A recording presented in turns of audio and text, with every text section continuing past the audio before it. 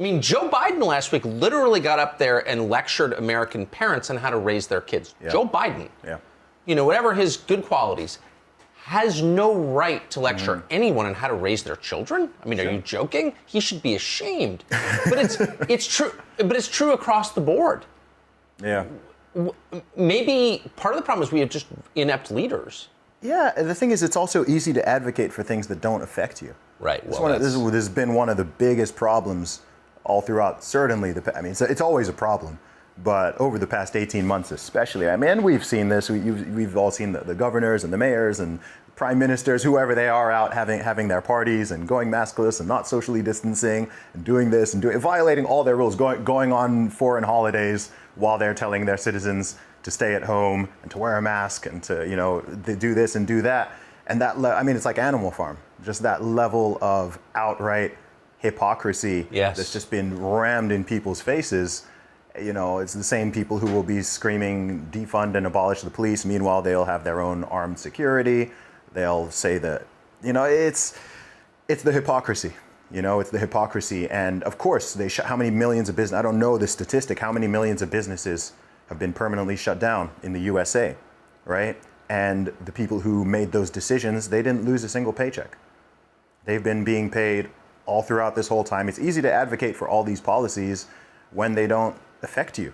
And people don't really have that skin in the game. They're just thinking about votes, and they're thinking about power and money, and they're thinking about control, and they're not honestly representing the people in the proper sense. And those who are anomalous.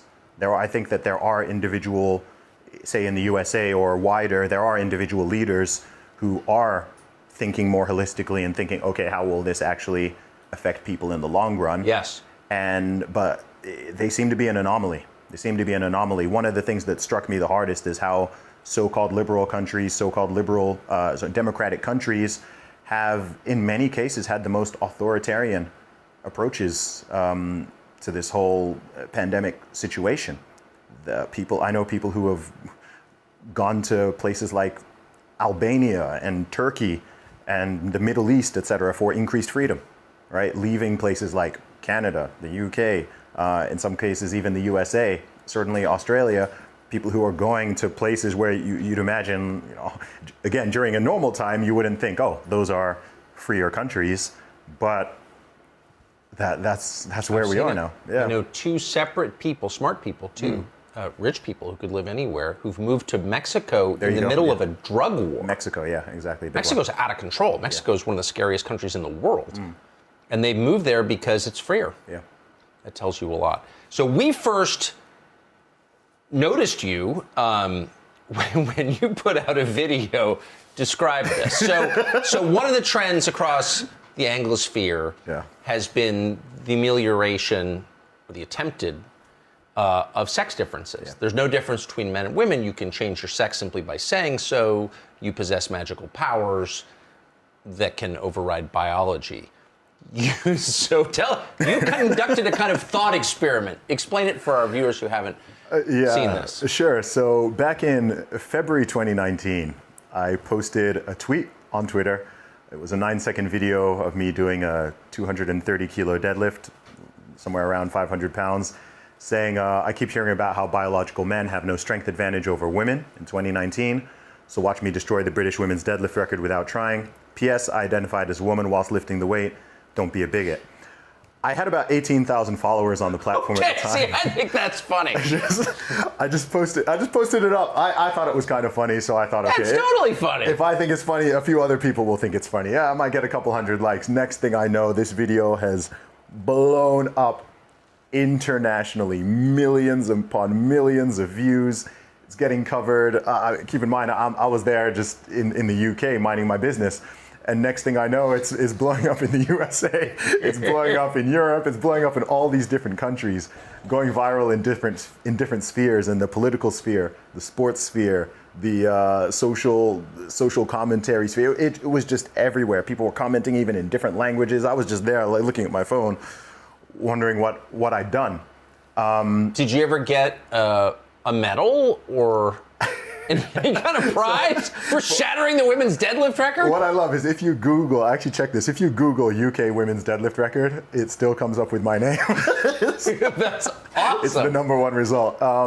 It wasn't officially in a sanctioned competition, so I don't technically have the record, although, but yeah, I didn't know that was going to be the thing that would introduce me to millions of people around the world. But I was always interested, I think we talked to you at the time, but I forgot to ask you, what was the argument against you? Did anybody attack you for this? And if so, on what grounds? It was funny because I think part of why it was so powerful was that it was very much a checkmate move, right? Because someone who promotes it and believes in this ideology, they only have two options. They can either recognize me as being the British women's deadlift record holder, because I did break the record, or they have to say, that's not a woman, right? Like, those are the only two options. Yes. Right? And so if you say I'm not a woman, transphobic, bigotry, right?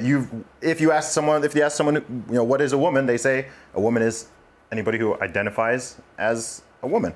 It's not based on biology. It's purely... It's magical thinking, yeah. Exactly. So, and we've seen this promoted for many years. So, okay, if that's the case, then I'm a woman and I'm the British women's deadlift record holder. Alternatively, you're looking at me and my physique and my deep voice and my beard, and you're like, I don't know if that's a woman. But then, so they had this sort of conundrum where they sort of wanted to get angry, but... On what grounds? On what grounds, exactly. They couldn't really. And then alternatively, I had people who got mad at me because they said that what I did was unfair to women. Oh. So they sort of got it, but they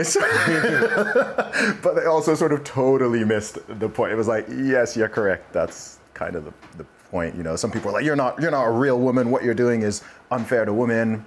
So they sort of missed the satirical. They missed the whole. Or they make a completely angle. fair point. Yeah. But they're applying it only to you. Yes, exactly. Yeah. So after that video came out, how did your life change? Wow. It was a catalyst.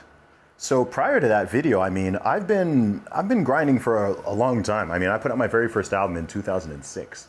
So we're 15 years on from that. And that video introduced millions and millions of people to me. And then a lot of times a tweet will go viral. Tweets go viral every day. Things on the internet go viral. But in my case, I myself went viral because people discovered me off of that, and then also found, this guy's a musician. He's got a podcast. He's smart. He does this. He does that. He's got an interesting background. So people discovered Zuby through that. And so even though that was 2.5 years ago now, it wasn't just, okay, this is a little flash in the pan and that goes viral and forget about it. It was like, okay, this is an introduction to an interesting person. Maybe perhaps a parallel would be, and this happened on a bigger scale, but if you remember how the world first got to know Jordan Peterson, it was because of his opposition to that Bill C-16 law in Canada, which funnily enough was also somewhat related to transgender issues, where he had an issue with the government forcing people essentially to call people by whatever pronoun they claim. He was saying that this is a huge infringement on freedom of speech. This is compelled speech. So if people remember back to, I think that was 2016, that was the thing that actually launched Jordan Peterson into the spotlight. Yeah. But then people discovered this man. People discovered his mind, all of his other work, and he was able to use that to catapult himself to where he is now, selling millions of books and having a gigantic global audience. So something similar has happened with me on a smaller scale, where I've been able to parlay that into a lot of other opportunities and to continue to build my audience and my fan base, and to get my main work, my music, podcast, books, etc., out to more and more people, and for that to be global. Prior to that tweet, my audience was very, very UK centric, and now I can go to virtually any city in the world, and there'll be people who know me.